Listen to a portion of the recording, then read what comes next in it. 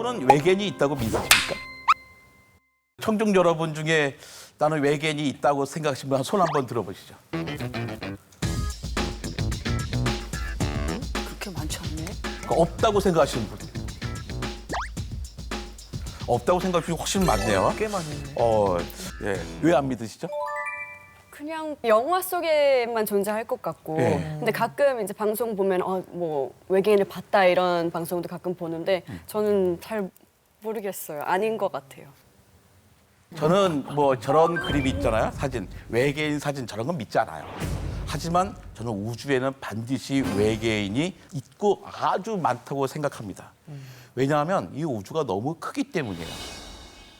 빛이 1초에 지구를 7바퀴 반 돈다 그랬는데 우리가 가장 멀리 가본 곳이 달입니다. 달까지요. 빛의 속도로 1.2초밖에 안 걸려요. 태양까지는 8분 20초가 걸리거든요. 1.2초밖에 걸리지 않는 달도 가본 사람이 20납쯤밖에 안 돼요. 우리가 아는 것은 아주 작죠. 그런데 우리 은하에는 약 1000억 개의 별이 있습니다. 태양 같은 별이 우리 은하에만 1000억 개가 있어요. 근데 이 우주에는 1000억 개의 별이 있는 은하가 최소한 1000억 개는 있어요. 그러니까 어마어마하게 큰 거잖아요. 이렇게 커다란 우주에 우리만 살고 있다면 우주가 너무 아깝잖아요. 지구에서 생명체가 발생할 수 있다면 다른 행성에도 생명체가 발생할 수 있었을 것이고 또 지구에서 46억 년이 걸려가지고 인간 같은 지적 생명체가 생겼다면 그 다른 행성에서도 그만큼의 시간이 있었다면 충분히 지적 생명체가 등장할 수 있겠죠. 우리가 외계인을 만나볼 확률이 있을까요? 선생님 말씀대로라면 있을 것 같습니다. 근데 없을 것 같대요. 무지 많을 것 같은데 사실 저렇게 외계인이 여기 지구에 왔을까라고 생각하지는 않아요.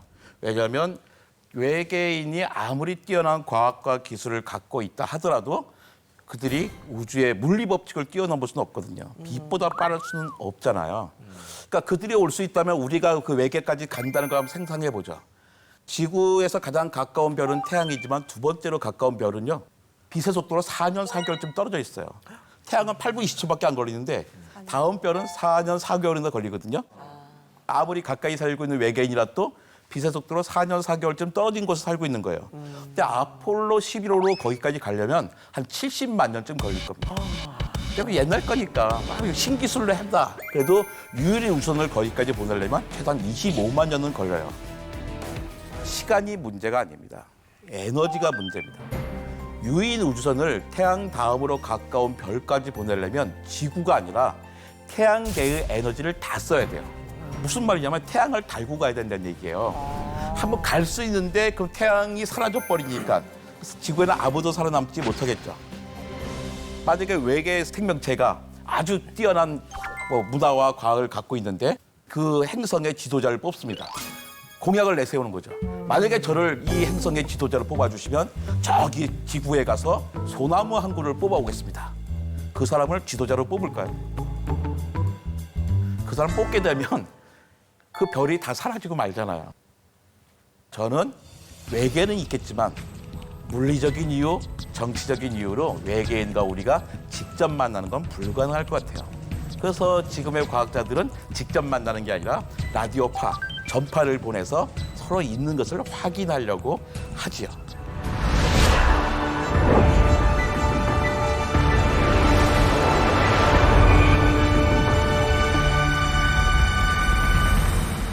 외계 생명체 그러면 어떤 것들이 생각이 나십니까? 아무래도 머리가 이렇게 크고 팔다리가 굉장히 가느다란 그런 외계인을 많이 떠올리셨을 거라 생각합니다. 그런데 실제로 과학자들은 외계인이 우리 눈앞에 나타나서 우리랑 만날 수 있을까? 그 지점에 대해서는 조금 주저하고 있는 것 같아요. 여러 가지 이유로. 하지만 외계 생명체를 만날 수 있는 또 다른 방법들을 생각하고 있습니다. 최근에 굉장히 이슈가 되고 우리들의 희망의 끈을 더 길게 가져갈 수 있도록 해주는 외계 지적 생명체와 관련된 몇 가지 관측적인 사실이 있었거든요. 그러니까 그 얘기를 조금 풀어보도록 하겠습니다. 지구에서 가장 가까운 별이 어떤 별인지 아시나요? 의외로 초등학생들을 정확히 잘 맞추는데요. 어른들은 잘 못 맞추는 경향이 있습니다. 지구에서 제일 가까운 별은 태양입니다. 태양은 별이고요. 그 항성이라고 부릅니다. 그리고 태양 옆에 있는 수성, 금성, 지구, 화성 이런 것들이 행성이죠. 그런데 어른들은 밤을 생각합니다. 일단 밤을 생각하고 밤에서 어느 게 제일 가깝지? 이건 지금 머리를 써야 되는데? 이렇게 생각을 하는데 아이들은 직관적인 건가요? 그냥 바로 태양이라고 대답을 하는 아이들이 굉장히 많습니다. 그럼 밤하늘에서 태양계라고 해도 좋고요. 지구에서부터 해도 좋습니다. 제일 가까운 별은 센타우루스 자리 알파 시스템입니다. 지구에서 봤을 때 별자리 중에서 센타우루스 자리에 위치하고 있습니다.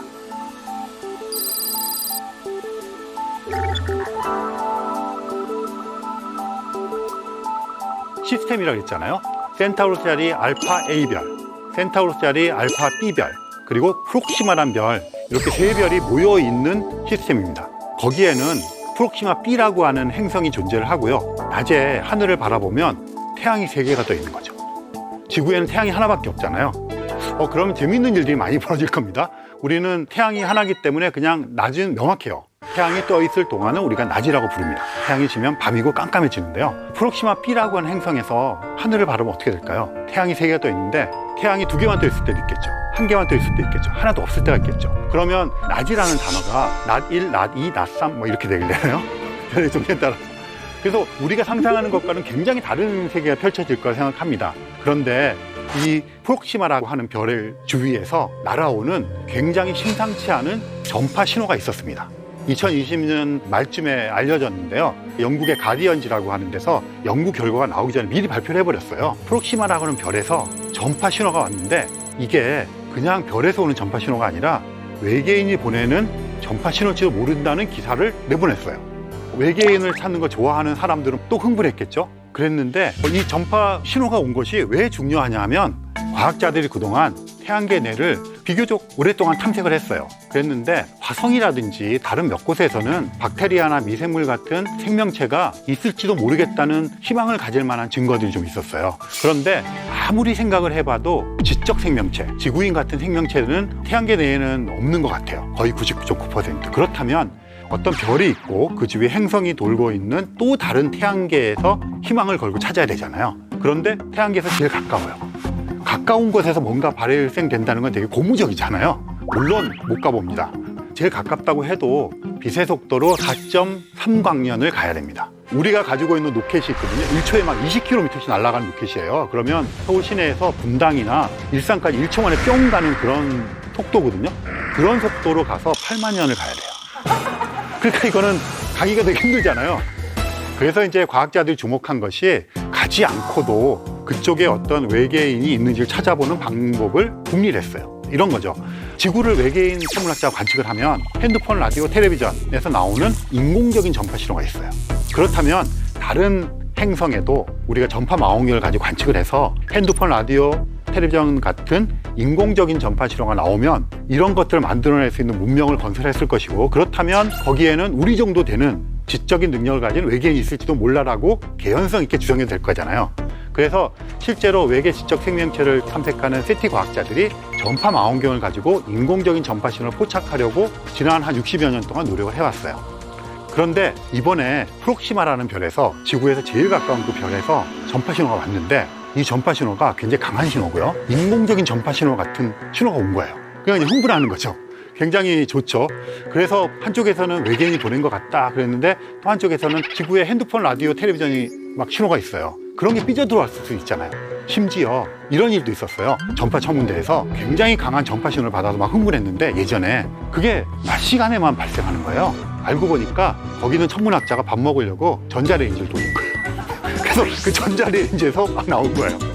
이런 것들을 다 포함해서 이게 지구상에서 나오는 전파 간섭이거든요. 이럴 수도 있는 거예요. 또는 우리가 알지 못하는 천체 현상일 수도 있어요. 그래서 지금 패티 과학자들이 분석을 하고 있습니다. 아마 논문이 곧 나올 것 같고요. 들려오는 소식을 제가 좀 들어보니까 아무래도 지구상에서 발생한 전파 신호 같다는 이야기가 들고 좀 안타깝지만 이런 신호들이 수천 개가 있어요. 그래서 지금 그것들을 반복 관측하고 해서 확인해 보려고 하고 있고요. 이런 노력들을 하면서 패티 과학자들이 2040년을 D-Day로 생각하고 그때쯤이면 발견할 수 있을 거라고 기대하고 있다. 이 정도만 말씀드리고 넘어가도록 하겠습니다. 또 또 우리를 흥분시키는 사건이 몇 년 전에 일어났어요. 어떤 사건이었냐면 이것도 역시 그런 신호입니다. 태비의 별이라는 별명을 가진 별이 있어요.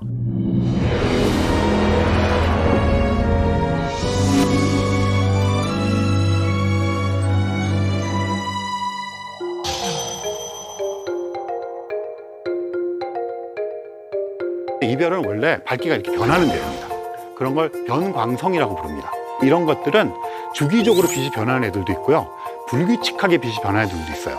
근데 이 태비의 별도 약간 불규칙하게 별이 변하고 뭐 주기가 있는 것 같기도 하고 좀 애매한 별이었는데 이게 몇 년 전에 보통 때 어두워지는 거 이상으로 급격하게 어두워지는 거예요.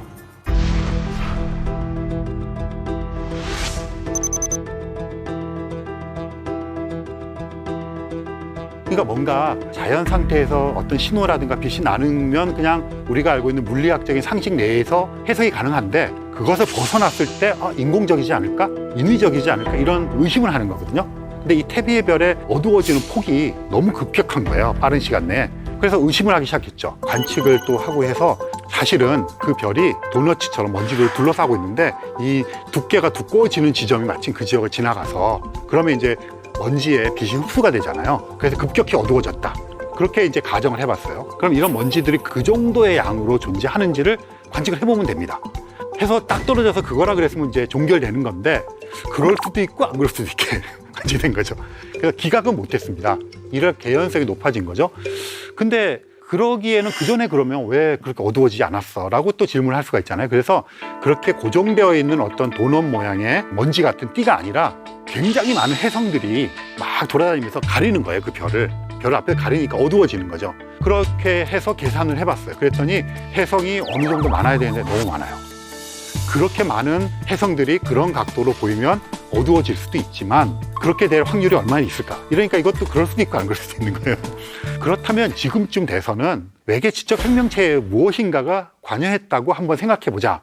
그래서 어떤 생각을 했냐면 프리만 다이슨이라고 하는 물리학자가 있었거든요. 그분이 논문을 발표한 게 하나 있어요. 다이슨 9라는 것을 했는데 어떤 거냐면 지구에서 지금 태양으로부터 오는 태양열을 받는 게 막대한 에너지잖아요. 끊임없이 들어오고 있고 그런데 우리도 지금 태양광 패널 이러는데 이런 것들이 효율이 그렇게 높지 않아요. 그리고 저장하는 것도 만만치가 않잖아요. 그래서 다이슨이 생각한 건 뭐냐면 지구의 공정 궤도 그 바깥에다가 뭘 뒤집어 씌우자는 거예요. 인공 구조물을. 그러면 태양으로부터 나오는 빛이 이 인공 구조물이 먹어요. 먹고 있다가 서서히 내뿜어요. 어떤 원리냐면 찜질방 가면 벽돌을 펄펄 끓는 가마솥에 넣잖아요. 그러면 이제 벽돌이 열을 막 먹잖아요. 그리고 벽돌을 꺼냅니다. 그러면 여기서 원적외선이 막 나오죠. 그럼 그걸 우리가 쬐는 거잖아요. 마찬가지 원리입니다. 커다란 찜질방을 만드는 거예요. 둘러싸. 그러면 태양으로부터 오는 걸 먹었다가 에너지를 서서히 발산해 주는 거죠. 그러면 지구상에서 뭐 석탄 에너지, 뭐 기후 온난화 이런 거 걱정할 필요 없이 쓸 수 있다는 거죠. 그러니까 너무 좋은 아이디어인데 또 다른 천문학자나 물리학자 계산해 봤어요. 지구에 공정 궤도를 둘러쌀 만한 재료가 있어야 될 거 아니에요. 그 재료를 만들려면 어떻게 될까? 지구랑 태양을 다 없애야 돼요. 뭐 예를 들면 그런 이제 공학적인 문제가 있죠. 하지만 원리상으로 소재를 잘 만들면 그렇게 될 수 있죠. 그러니까 우리는 그 단계까지 못 갔어요. 그래서 이런 생각을 해본 겁니다. 태비의 별 주변에 있는 어떤 행성계에서 지적 생명체들이 우주부에서 발전한 거예요. 발달한 거예요. 그래서 그들은 다이슨 9를 만들었어요. 그럼 어떤 일이 벌어지느냐면 구조물을 만들었으니까 별빛이 막 가릴 거 아니에요. 그럼 이게 막 어두워지고 막 이럴 수 있잖아요. 특히나 얘가 뭐 회전을 한다든가 뭐 이런 식이면 그래서 다이슨 9를 잘 만들면 이 현상을 설명할 수 있잖아요.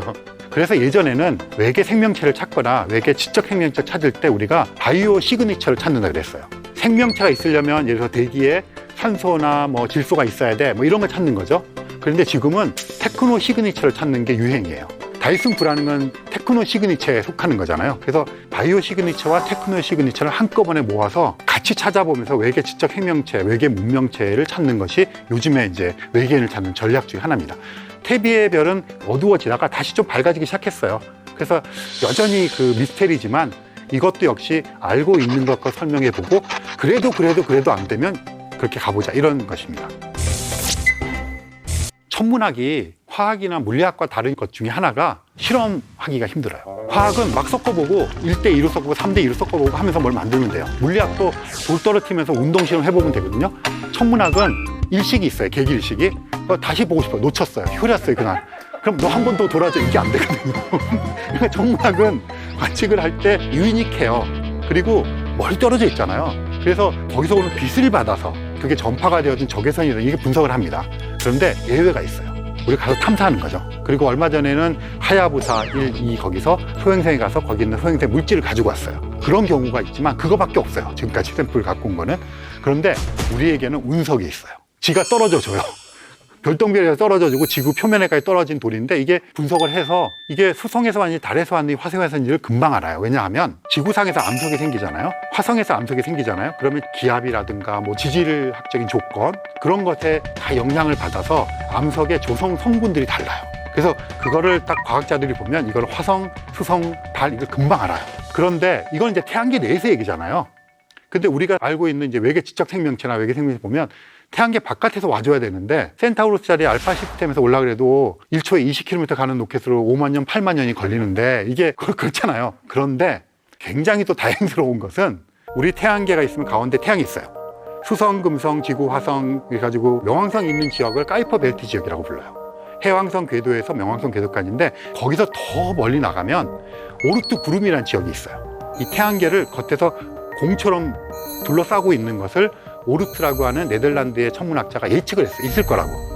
카이퍼 벨트는 우주 탐사선이 가서 있다는 걸 확인했는데 오르트 그룹은 더 멀리 있어서 아직 확인하지 못했어요. 그래서 지금 보이저 1호가 명왕성 궤도의 한 5배 정도를 날아가고 있거든요. 근데 얘 속도로 오르트 그룹의 완전 끝까지 가려면 3만 년을 더 가야 돼요. 그리고 안쪽 오르트 그룹, 바깥쪽 오르트 그룹이 있거든요. 안쪽 오르트 그룹에 도달하는 데는 몇백 년이면 될 거라고 생각해요. 그 오르트 그룹에 해성의 씨앗 또는 해성의 고향이라고 해서 이 얼음 돌덩어리들이 많이 모여 있어요. 그러다 얘네들이 안쪽으로 들어와서 해성이 되고 이런 거거든요. 태양계가 그렇게 생겼어요. 그러면 다른 태양계도 바깥에 오르트 그룹이 있을 거 아니에요. 그럼 거기에 소행성이 되거나 해성이 되는 그런 돌덩어리 얼음 알갱이들이 되게 많을 거 아니에요. 그런데 우리 태양계는 우리 은하의 중심을 1초에 250km 속도로 이렇게 공전을 해요. 마치 지구가 태양계를 돌듯이. 근데 돌다 보면 별들 사이의 거리가 가까워지기도 하고 멀어지기도 하거든요. 가까워지면 이쪽 오르트 그룹하고 저쪽 오르트 그룹 사이에 막 교란이 생길 거 아니에요. 그럼 태양계 내에 있는 오르트 그룹에 있던 얼음덩어리, 돌덩어리가 튕겨져 나가고요. 딴 데 있던 게 튕겨져 와요. 그러면 생각해 보실 수가 있죠. 그렇게 해서 튕겨져 나온 이것이 또 돌다가 태양계로 들어올 수가 있어요. 그러면 우리는 운석이 문제가 아니라 다른 태양계에 있는 거를 우리가 볼 수 있잖아요. 그런 애를 발견했어요.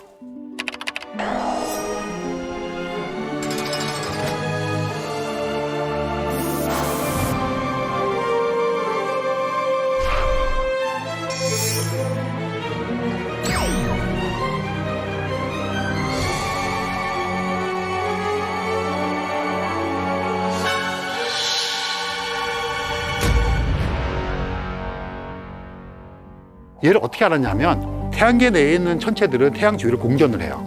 공전하고 있다는 이야기는 태양계가 생긴 지 46억 년에서 50억 년 되는데 그 사이에 불규칙하더니 다 튕겨져 나가고 규칙적이고 안정적인 애만 남아서 돌고 있는 거예요. 그런데 이 오umu아무아는 들어오는 각도도 굉장히 달라요. 그리고 속도도 굉장히 달라요. 그러니까 얘는 들어왔다가 나갈 수 있는 애예요.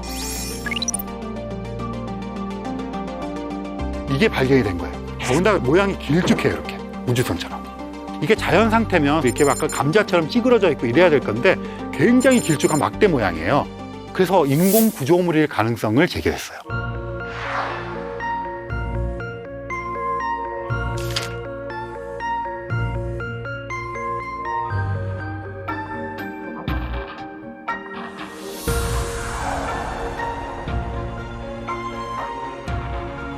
이 자체가 우주선이냐, 이 자체가 우주선이라는 증거가 없어요. 거기에 인공 구조물이 얹혀져 있거나 이럴 가능성도 있잖아요. 만약에 우리가 어떤 소행성을 태양계 바깥으로 날려보낸다고 쳐봅시다. 그럼 거기다가 사람이 살지는 못해도 전파 신호를 뭐 100년에 한 번씩 내는 장치를 한다든가 다른 거를 섞어 놓을 수도 있잖아요. 그래서 얘를 자연 상태라고 보고 관측하는 것에 덧붙여서 전파 관측을 해봤어요. 인공적인 전파 신호가 있는지. 굉장히 바람을 가지고 봤죠. 혹시 외계인들이 의도적으로 보낸 건 아닐까? 그랬는데 전파 신호를 포착하지는 못했어요. 그래서 일단 1번, 이것은 태양계 바깥에서 왔다는 것은 명확해요. 궤도상. 그다음 길쭉하다는 것도 이제는 거의 명확해요. 그다음에 성분이 암석 성분이 많을 거라는 건 확실해요. 하지만 얘는 빠르게 왔다 빠르게 나가서 이제는 도망가고 있기 때문에 관측을 더 이상 하기 힘들어요. 그래서 잠정적으로 그 정도로 결론을 내리고 여전히 세티 과학자들은 미련을 버리지 않고 있어요. 그동안 축적된 자료가 있잖아요. 그걸 이제 조금 더 좋은 툴로 분석해 보려는 거죠. 오늘 외계인과의 조우에 대한 얘기를 좀 했는데요. 우리가 직접 만나기가 되게 어려워요. 하지만 우리가 할 수 있는 최선을 다해야 되잖아요. 지금 말씀드린 이런 인공구조물을 찾는 방법, 전파 신호를 찾는 방법, 이런 방법을 통해서 과학자들은, 천문학자들은, 세티 과학자들은 외계 지적 생명체들이 보냈을지도 모르는 그 흔적을 찾기 위해서 지금도 노력을 하고 있습니다. 그리고 여러분들과 같이 이런 코로나 시대 때 우리가 지구에 앉아서 해볼 수 있는 아주 좋은 여행거리라고 생각을 합니다.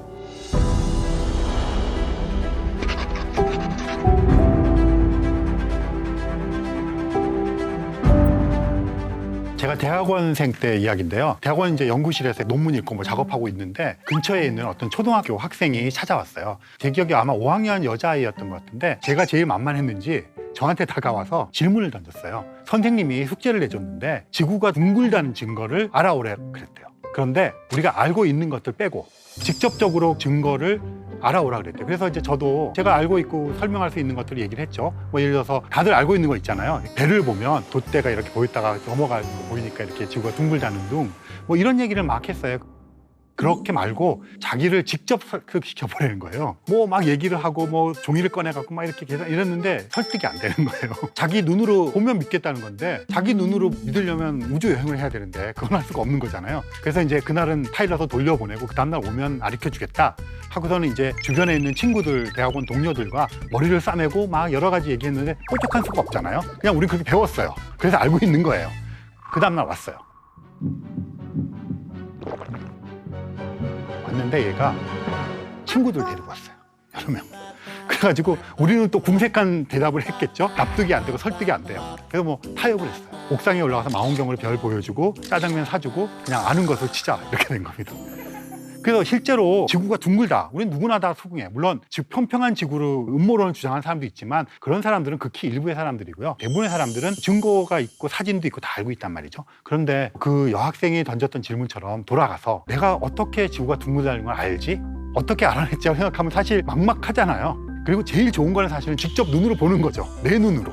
내 눈으로 못 본다면 다른 사람의 눈으로 본 것을 믿는 게 최고잖아요. 그 여학생이 던졌던 질문은 굉장히 궁극적인 질문이었다고 생각을 하고요. 그래서 이렇게 한번 해보고 싶어요. 지구를 떠나면서 지구를 막 바라보는 거죠. 이런 작업을 한번 해보면 어떨까?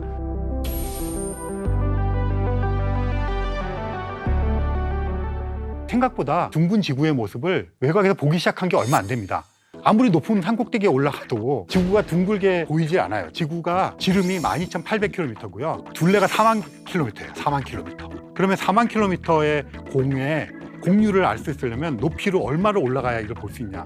30km 이상 올라가야 되는 거예요. 그래야 그나마 공률이라고 하는 걸 확인할 정도예요.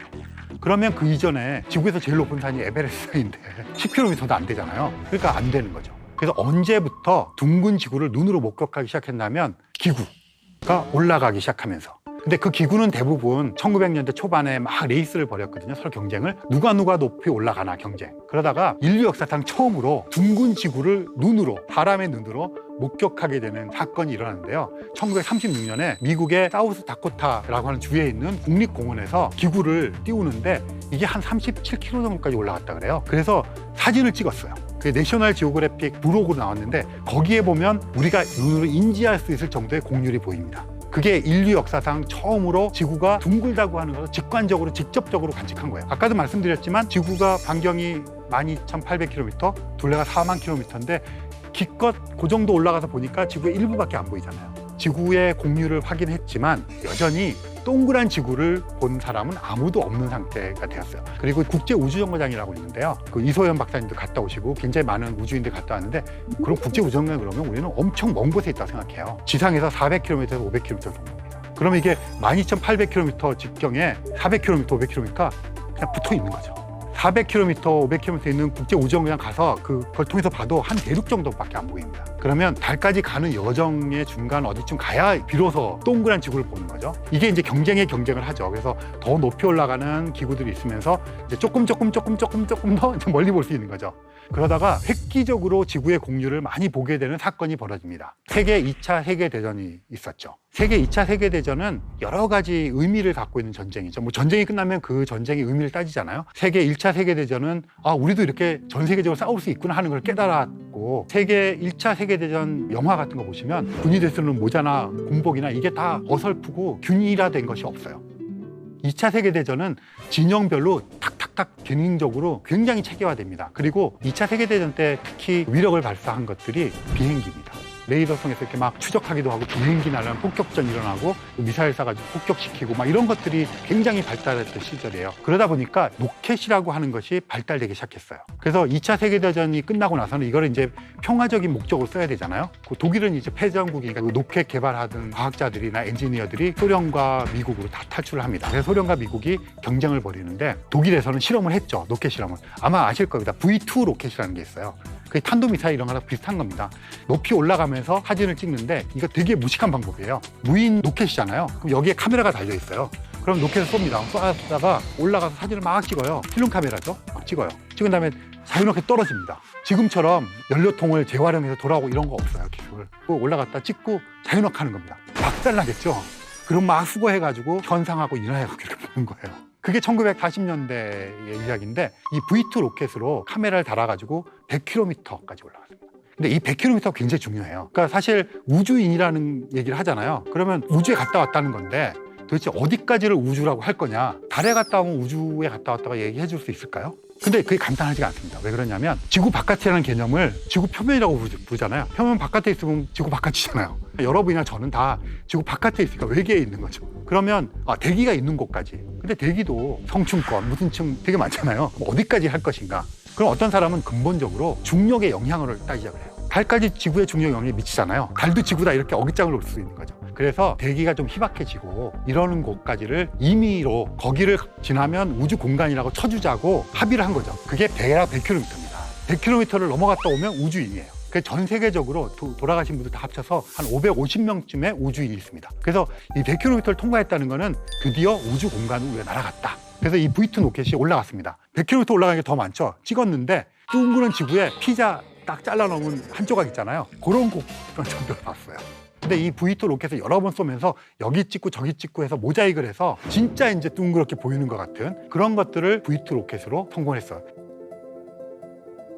이제 더 이상 논쟁의 여지가 없죠. 그런데 동그란 지구는 아직 못 봤잖아요. 동그란 지구를 처음으로 본 것이 달 탐사 경쟁에서 나타납니다. 달 탐사 경쟁은 미국은 아폴로 계획, 소련은 루나 계획. 이 두 개가 경쟁을 하는데 항상 루나 계획을 하는 소련이 조금씩 앞섰어요. 근데 루나 오비터 1호가 1966년에 지구의 모습을 찍었어요. 그런데 보름달처럼 된 지구가 아니고요. 반달처럼 생긴 지구. 그래도 온전한 지구지만 동그란 건 아닌 것을 찍었고요. 그 다음에 칼라 사진으로 지구를 처음 찍은 거는 1968년에 아폴로 8호예요. 얘도 반달 정도예요. 이때까지도 여전히 동그란 지구를 못 봤어요. 아폴로 11호가 갔잖아요. 그 사람들도 반달처럼 생긴 지구를 보고 왔어요. 그럼 동그란 지구를 언제 봤느냐? 1972년 12월 달에 마지막으로 사람을 태우고 달러 갔던 아폴로 17호가 드디어 동그란 지구의 모습을 사진을 칼라사에 찍어 보냈어요. 그래서 지구의 별명이 생깁니다. 블루 마블, 푸른 구슬, 푸른 보석. 그래서 그 이후로 지구의 애칭이 블루 마블이 됩니다. 그러다가 이제 점점 더 멀리 가게 됩니다. 화성 탐사선인 메리너 10호가 한 260만 킬로미터, 달까지의 거리가 38만 킬로미터거든요. 한 7, 8배 더 먼 거리에 가서 지구와 달 사진을 찍어 보내기 시작합니다. 점점 더 먼 곳에서 지구를 이렇게 보기 시작했고요. 갈릴레오라고 하는 목성 탐사선이 있었는데 얘는 620만 킬로미터. 그러니까 38만 킬로미터에 거의 20배가 가까이 되는 먼 거리에서도 지구와 달의 모습을 찍어오기 시작하면서 점점 더 먼 곳에서 지구를 찍어보려는 경쟁이랄까? 이런 게 생기기 시작합니다. 그 이후에 주노라고 하는 목성 탐사선인데요. 거의 1000만 킬로미터. 그렇게 하다 보니까 굉장히 자세한 사진들을 찍어오는 것들도 생기기 시작했어요. 화성으로부터는 지구 사진이 많이 찍혀오기 시작했어요. 그래서 마르스 서베이어라는 게 2003년에 보낸 게 있는데 이게 한 1억 4천만 킬로미터 정도 떨어진 곳에서 이제 먼 곳에 찍은 거죠. 그렇게 찍어서 보내주고 그 다음에 화성 표면에서 활동하는 탐사선들이 있어요. 화성의 하늘도 찍어보내고 해가 뜰 때, 질 때 노을도 찍어보내고 이런 것들을 막 찍어보내고 화성에서 일어나는 일식도 찍어보냈어요. 그래서 화성으로부터 오는 탐사선으로부터 오는 사진은 당분간도 계속 올 거예요. 왜냐하면 예전에 그런 사진을 보내준 스피릿, 오퍼튜니티 얘네들은 활동을 멈췄지만 마스 글로벌 서베이어호라든가 이런 몇 대가 인공위성처럼 돌고 있고요. 고정되어 있는 화성 탐사선이 여전히 살아있어요. 그리고 마스 2020이라고 하는 미국 화성 탐사선이 착륙을 합니다. 이어서 중국의 탐사선, 아랍에미레이트 탐사선 이렇게 세 대가 화성에 내릴 거예요. 걔네들이 또 돌아다니고 사진 찍고 해서 더 풍성한 사진을 우리에게 막 보내줄 겁니다. 지구에서 화성을 관측하는 것만큼 화성에서 지구를 관측하는 것도 어쩌면 더 많은 관측을 하고 있어요. 그래서 화성에서 바라보는 지구는 우리가 화성 바라보는 거 생각해 보시면 돼요. 그러면 그 빨간색으로 보이고 점으로 보이거든요. 망원경을 보면 이제 좀 보입니다. 그런데 화성에서 지구를 바라보면 어떻게 보일까? 화성보다 지구가 2배 크거든요. 그럼 2배 크게 보일 거예요, 겉보기가. 근데 워낙 멀어서 눈으로는 그냥 밝게 보이고 약간 푸른빛을 내면서 밝게 보이겠죠? 그러면서 항상 화성에서는 지구를 바라볼 때 금성, 수성이나 마찬가지로 안쪽 행성이기 때문에 해질 무렵 해 뜬 직후에만 보일 거고 어떤 때는 이 세 개가 나란히 보이는 때도 있을 거예요. 되게 멋있을 거예요. 그렇게 보이는 거고 점으로 보입니다. 망원경을 갖고 보면 우리가 화성을 보듯이 조금씩 크게 보이겠죠? 네, 그렇게 보이는 것이 그 모습이고요. 이제 조금 더 멀리 나가 볼게요. 카시니라고 하는 탐사선이 갔는데요. 이 카시니 탐사선은 목성, 토성의 위성과 토성 자체를 관측을 많이 해서 여러 개를 정보를 우리에게 줬던 곳이기도 하고 이 카시니 탐사선이 토성 주위를 돌면서 지구 사진을 찍은 사진이 있는데요. 굉장히 멋져요. 토성의 고리를 토성 근처에 가서 보니까 지구상에서 볼 때는 몇 개로 이렇게 보이는데 수없이 많은 해들이 질서정연하게 보이는 것이 카시니호가 찍은 사진에 보면 보이고 심지어는 그 사이로 위성들이 흘러가거든요. 이게 지나가면 그거의 중력에 의해서 얼음 알게 이루어져 있는 태들이 출렁출렁거립니다. 그런 곳에서 이 태들 사이로 지구의 모습을 찍은 사진이 있어요. 그리고 그걸 확대해 보면 그 옆에 간신히 작게 붙어 있는 달이 있습니다.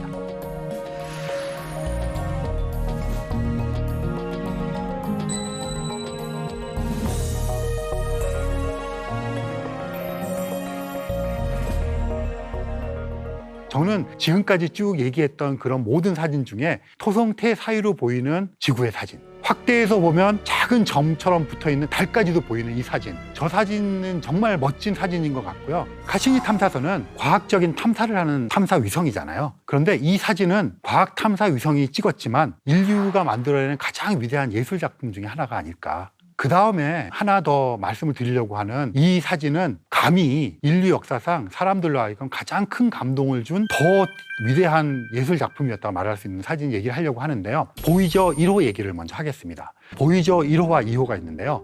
이 보이저 1호와 2호는 목성, 토성, 천왕성, 해왕성, 태양계 외곽에 있는 행성들 또 그들의 위성들을 근접 촬영하는 임무를 맡고 있는 탐사선이었어요. 그러니까 1977년 8월 말에 보이저 2호가 먼저 발사가 되고요. 그 다음에 9월 달에 보이저 1호가 발사가 됩니다. 좀 이상하시죠? 1호가 먼저 발사가 된 이유가 되는 건데 그런 경우가 꽤 많이 있어요. 왜냐하면 1호와 2호의 각각의 궤도가 있고 이것들이 탐사를 한 순서가 있고 이래서 그런 걸 고려해서 1호, 2호를 만드는데 출발을 먼저 해야 될 때가 있어요. 먼저 해가고 나중에 앞지릅니다. 그래서 보이저 1호가 1977년에 발사가 되어서요. 1979년 무렵이 되면 목성 근처를 지납니다. 목성을 관측을 하고 위성들을 관측을 합니다. 그리고는 얘는 태양계 바깥을 향해서 계속 항해를 합니다. 근데 이 태양계는 어떻게 생겼냐면요. 가운데 태양이 있어요. 태양이 있으면 주변에 수성, 금성, 토성, 목성, 천왕성, 해왕성이 거의 같은 원반에서 돕니다. 이렇게 납작하게 이렇게 돌고 명왕성이 조금 삐딱하게 돌았어요. 하지만 대부분의 행성이나 위성들은 이렇게 돌고 탐사선들도 태양계의 원반 면을 통해서 가겠죠. 관측을 하고 옆을 지나가야 돼요. 그런데 보이저호는 목성을 관측한 다음에 약간 이렇게 뜨게 됩니다. 1990년쯤이 되었을 때 해왕성 궤도에 위치를 하는데 이렇게 면에 있는 게 아니라 조금 떴어요. 마치 사다리 같은 걸 놓고 올라가서 밑을 내려다보는 약간 2층에서 밑에 사람들 모아놓고 사진 찍는 이런 뷰가 형성이 되어 있었어요. 그래서 칼 세이건이 태양계 사진을 찍자고 제안을 합니다. 더 멀리 가면 지구가 너무 어두워서 보이저호의 카메라로 지구가 안 담겨요. 더 멀리 가기 전에 카메라를 태양계 안쪽으로 돌려서 태양계 가족 사진을 찍자고 제안을 합니다. 극심한 반대에 부딪힙니다. 과학자들이 반대해요. 엔지니어는 반대해요. 왜 그러냐면 태양을 찍는 거랑 별을 찍는 기기는 완전히 다릅니다. 별은 찍는 기기를 태양에 갖다 놓으면 이게 터져버립니다. 금방 고장나버려요. 태양이 비록 멀지만 그래도 압도적으로 밝은 천체잖아요. 그래서 이 기기가 고장날까 봐. 그래서 칼 세이건이 그런 것이 고장나지 않게 다 계산해가고 설득을 합니다. 드디어 1990년 2월 14일 날 발렌타인데이 때 이 카메라를 안쪽으로 돌려서 태양계 가족 사진을 찍습니다. 수성은 태양에 너무 가까워서 구분이 안 될 정도로 묻혀버렸고 화성은 이미 지구보다 멀잖아요. 어두워서 안 찍힙니다. 해왕성과 천왕성은 찍히긴 찍힌데 이렇게 흐르면서 찍힙니다. 그럼에도 불구하고 태양계 가족 사진을 되게 완성을 합니다. 그때 찍힌 지구의 모습이 있어요. 1990년 2월 14일 날 보이저 1호가 찍은 사진인데요. 그 사진에 한 픽셀도 안 되는 점이 찍힙니다. 지구가. 이 사진의 이름이 창백한 푸른 점, 영어로 페일 블루 도트. 인류 역사상 우리가 가지고 있는 가장 먼 곳에서 찍은 지구 사진입니다. 블루 마블 해서 지구의 별명이 페일 블루 도트로 바뀝니다. 페일 블루라는 색깔이 약간 푸른 계열의 색깔인데 지구가 이제 푸른 색깔을 내니까, 근데 페일이 얼룩졌다는 뜻도 있거든요. 저 때 무슨 색깔이 나타나겠어요? 한 점밖에 안 되는 픽셀도 안 되는데, 그러니까 사실은 얼룩이라고 해도 그렇잖아요. 창백한 푸른 점. 그래서 창백한 그럼 약간 또 의인화된 느낌이 있잖아요. 천문학자들이 이 말을 되게 좋아하거든요. 우리말 번역을. 근데 물리학자들은 되게 또 물리학자들이 좀 몸이 건조하잖아요. 그래서 창백한 푸른의 창백한이라는 거를 보다는 얼룩진 이런 거를 좋아해요. 번역판에. 그래서 제가 칼 세이건의 아내인 앤드류안이라는 분이랑 인터뷰하고 할 때 이 이야기를 갖고 와서 페일 블루 돛이라고 지었는데, 페일 블루라고 하는 색깔도 있고 얼룩이라는 의미도 해서 이렇게 약간 한국에서 이런 논쟁이 있다 했더니 그분도 역시 이런 감성 없는 물리학자들, 저거를 보면 무심하기 짝이 없는 작은 점이잖아요. 그런데 저 점 속에는 77억 인구가 다 있었고, 그렇게 생각하면 저 페일 블루 돛, 창백한 푸른 점이라는 게 그냥 이름을 얘기 안 해도 저것만 바라보고 있을 때 느끼는 감정들 있잖아요. 저걸 보고 있으면 되게 연약하다고 느끼고, 정말 우리는 하찮은 존재구나, 미약한 존재구나, 이런 것들을 느끼고, 또 한편으로는 그러면서도 막 경외감, 경이로움 이런 게 같이 오고, 허무함, 허망함 여러 가지가 솟구치잖아요.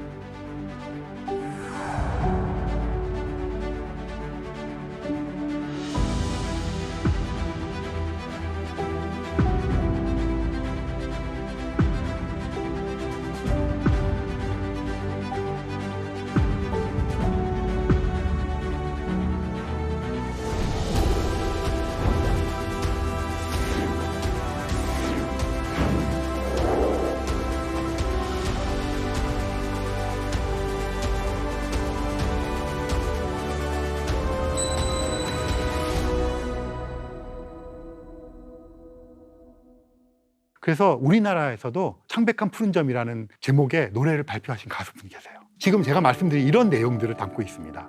이 창백한 푸른 점이라는 얘기를 할 때는 사람마다 느끼고, 그냥 저걸 쳐다보고만 있어 느끼고, 저것을 찍게끔 된 인류의 문명에 대한 생각도 할 수 있고, 보이저오는 또 무심히 따라가고 있고, 이런 여러 가지 생각들을 하게 해주니까 사실 예술 작품이라는 게 그 작품 자체의 어떤 테크니컬한 기술적인 면도 되게 중요하지만, 그걸 통해서 사람들이 생각하게 만들고 심지어는 공유하게 하고 공감하게 하는 거, 이런 능력으로 따지자면 정말 멋진, 비싼, 저 64km라는 걸 날아가서 그렇게 과학자들이 반대하는 걸 무릅쓰고 찍어보낸 그 작은 하나의 점. 그래서 우리들로 하여금 가장 지적이고 가장 감성적인 감수성을 일으키는, 우리를 성찰하게 만드는 점인 것 같아요. 1990년에 쐈다 그랬잖아요.